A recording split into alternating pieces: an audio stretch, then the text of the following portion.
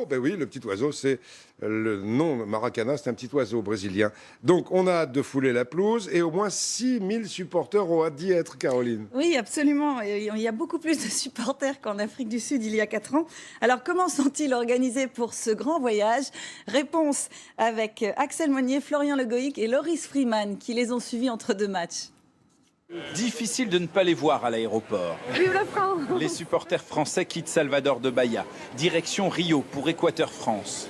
Ceux-là ont choisi de partir avec un voyagiste. Ne connaissant pas la langue, ne connaissant pas le pays, il était important et nécessaire, sinon voire judicieux, de pouvoir se faire accompagner.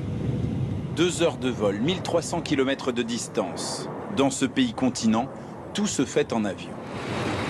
À l'arrivée à l'hôtel, à Rio, il faut encore se faire comprendre. C'est un petit peu difficile parce qu'ils ne comprennent pas du tout le français. L'anglais, très peu. Donc c'est vrai que c'est un petit peu, mais on parle avec les mains. Le budget est élevé, mais les voyages, l'hébergement, les places pour les matchs sont compris. Les excursions aussi. Ce matin-là, un groupe de 50 Français découvre le pain de sucre et son panorama exceptionnel.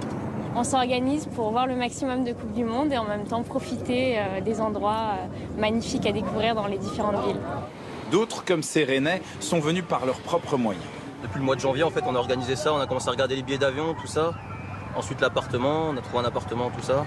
Détail, ils n'ont pas de billets pour le stade. Il y a une ambiance énorme. On est aussi bien qu'au stade, je pense. Après, on aurait bien aimé aller au stade, mais c'était vraiment trop cher pour nous. Que ce soit ici au sommet du pain de sucre pour admirer la vue sur tout Rio et notamment Copacabana, ou bien ici justement sur cette plage de Copacabana et sous le soleil, les supporters français profitent, mais ils attendent surtout une chose, voir les Bleus jouer contre l'Équateur dans ce mythique stade, le Maracana. Et on l'envie, Axel Monnier, Ouais, avec c'est nos vrai. envoyés spéciaux, de voir tout ça. Donc demain, on s'habille tous en bleu. Et pour aujourd'hui, on a quand même un très beau match à voir sur TF1 cet après-midi. Ah oui, il va y avoir une affiche magnifique entre 2 anciens champions du monde, l'Italie et l'Uruguay. Un match à 18h. Pour l'Italie, un nul suffit pour se qualifier. En revanche, l'Uruguay doit absolument l'emporter.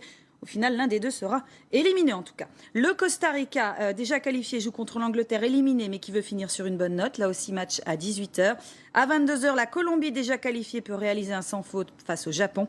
Et puis on suivra à 22h la Côte d'Ivoire, qui peut se qualifier si elle gagne contre la Grèce. On espère. Il y a énormément de suspense cette année. On a dépassé les 100 buts marqués hier soir. On doit en être à 104 ou 105. Ça promet Italie-Uruguay pour cet après-midi. Demain, l'équipe de France. Et puis lundi, si on est premier du groupe, ce sera à 18h, le 8e de finale. Et si on est deuxième du groupe, non, il n'y a aucune chance. Ce sera mardi à 18h. Merci Caroline, à demain. Et maintenant, un bel anniversaire qu'on est heureux de fêter.